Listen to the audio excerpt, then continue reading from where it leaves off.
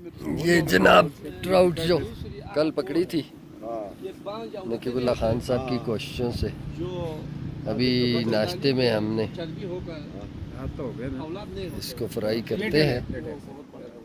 रात को खाने में भी हुआ, रात को भी खाई और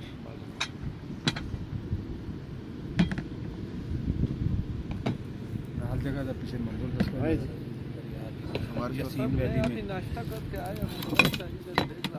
अच्छा यासीन वैली में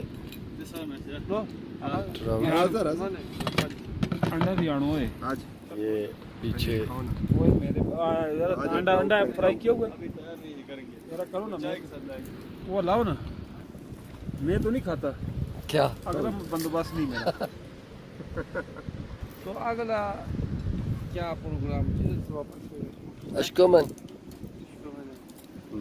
वापस जा रहे मेरा ये यासीन है जी। यासीन नाश्ता हो रहा है सुबह के 8 बजे।